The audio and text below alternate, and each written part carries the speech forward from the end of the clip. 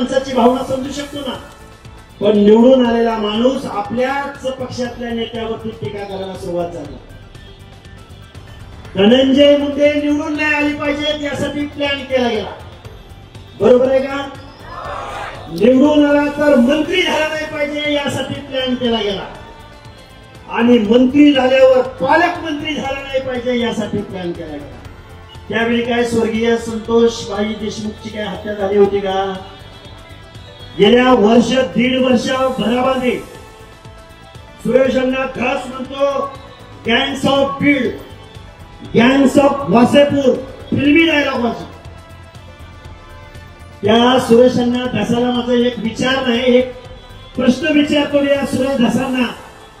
अरे सुरेश धस, तुम्ही आमदार झाला राव, तुम्ही ज्यावेळी अंतरवली सराटीमध्ये गोळीबार झाला, माझ्या पोलीस भगिनीवरती विनयभंग झाला त्यांच्या बाबतीमध्ये, बीड शहरामध्ये ओबीसींची घरं जाळण्यात आली, त्यावेळी बीड जिल्ह्यातला गँग्स ऑफ बीड या सुरेश धसाला दिसले नव्हते का?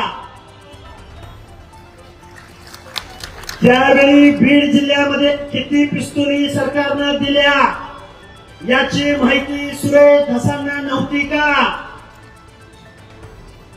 सुरेश धस नावाचा माणूस स्वतःच्या राजकारणासाठी स्वर्गीय संतोषबाई देशमुखांच्या हत्येचं राजकारण करतोय. मला जबाबदारीने तुमच्या समोर सांगायचंय, संतोष देशमुख यांचे भाऊ धनंजय देशमुख यांनी दुसऱ्या तिसऱ्या दिवशी सांगितलेलं होतं ही हत्या जातीच्या भांडणातून झाली नाही, तरी सुद्धा महाराष्ट्रामध्ये मोर्चे काढले जात आहेत. मग आरोपींचे प्रत्येक घटना घडली, आज पुण्यामध्ये घटना घडली, मग त्या आरोपीची जात शोधायची आणि त्या जातीच्या विरोधात मोर्चा काढायचा का? या महाराष्ट्रामध्ये तुम्ही या गावगाड्यामधल्या ओबीसी भटक्याविमुक्त जाती जमातीच्या लोकांना नेहमी दहशतीत ठेवण्याचं काम केलंय. तो सोळंकी नावाचा आमदार, तुझं घर जाळले जात होतं, त्यावेळी आवाज होतो मध्ये छगनरावजी भुजबळ होते, ज्या क्षीरसागराचं घर जाळलं जात होतं त्याचा प्रतिकार करायला बीड जिल्ह्यामधला ओबीसी धावून आला. दुर्दैवाने या हत्येला जातीचा रंग दिला जातोय. अरे हत्येला कधी, आरोपीला कधी जात पात धर्म असत नाही, कुठलाही माणूस कधी गुन्ह्याचं समर्थन करत नसतो. इथं न्याय व्यवस्था आहे, इथं पोलीस प्रशासन आहे, इथं सीआयडी आहे. आणि मला या महाराष्ट्राच्या मुख्यमंत्र्यांना एक प्रश्न विचारायचा आहे. या महाराष्ट्रातल्या ओबीसीनी, आमच्या 18 पगड जातीच्या लोकांनी, भटक्या विमुक्त जाती जमातीच्या लोकांनी आम्ही तुमच्याकडे बघून महायुतीला मतदान दिलंय, तुम्हाला सत्तेमध्ये बसवलंय, पण तुमच्याच पक्षाचा आमदार धनंजय मुंडे साहेबांच्या आडून या गृह विभागावर प्रश्न उपस्थित करतोय. आणि त्या गृह विभागाचे प्रमुख या महाराष्ट्राचे मुख्यमंत्री देवेंद्रजी फडणवीस साहेब आहेत. फडणवीस साहेब, तुमचा पक्ष एका विचाराचा पक्ष आहे. तुमचा पक्ष प्रभू रामचंद्राचं नाव घेऊन राजकारण करतो. हाच सुरेश धस नावाचा तुमच्या पक्षाचा आमदार प्रभू रामचंद्राच्या नावावरची जमीन सुद्धा हडप करतो. शंभू महादेवाच्या नावाचा उतारा सुद्धा हडप करतो.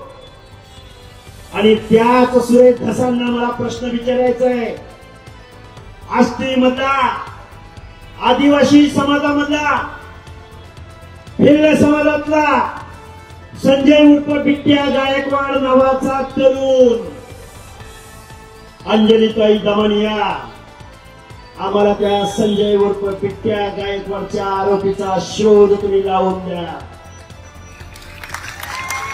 कुठे गेला बिट्ट्या गायकवाड? कुठे गेला तो आदिवासीचा पोरगा? गरीबाच्या पोरानं भटक्या विमुक्ताच्या पोराची हत्या झाल्यानंतर त्याच्या विरुद्ध मोर्चे निघत नाहीत. खैरलांजी प्रकरण घडलं. नगरमध्ये एका हिंदी समाजाच्या पोराला वैरण कटिंगच्या मशीन मध्ये घालून त्याची हत्या केली गेली. सुरेखा भोकमंगे नावाच्या एका महिलेला नग्न भिंड काढून तिची हत्या केली गेली. अरे या माणसांच्या हत्या झाल्या त्यावेळी आम्ही बांधवांनी तुमच्या कुणाच्या विरोधामध्ये जातीचा आधार घेऊन मोर्चे काढले नाही. गुन्हेगार हा गुन्हेगार असतो.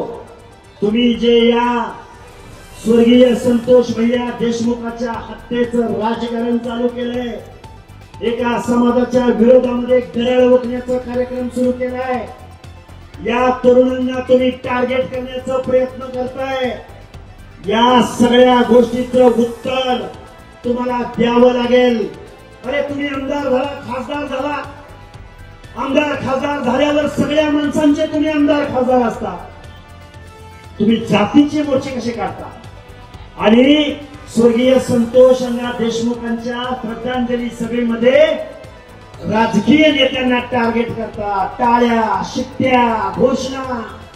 मला वाटतंय स्वर्गीय संतोष देशमुखांच्या हत्येच्या मागचं गांभीर्य या सुरेश धस आणि मनोज जरांगे नावाच्या माणसाने याचं गांभीर्य कमी केलंय.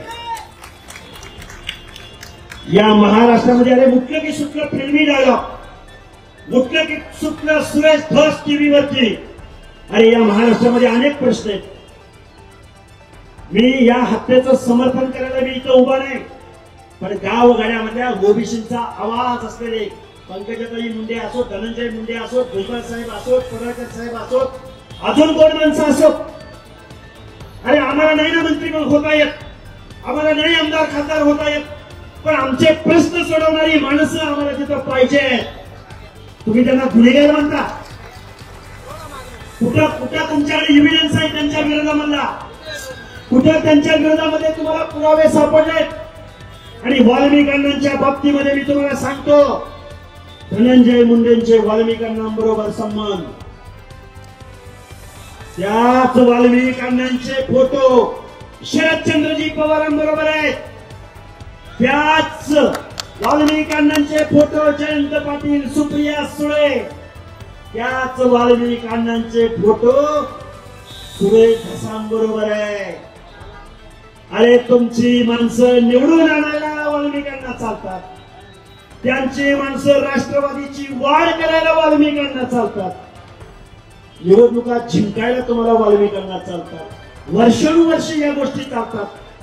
त्यांच्या स्किलचा उपयोग तुम्ही करून घेता आणि अचानक तुम्हाला काय काय सुचतं? फक्त धनंजय मुंडे दिसतात.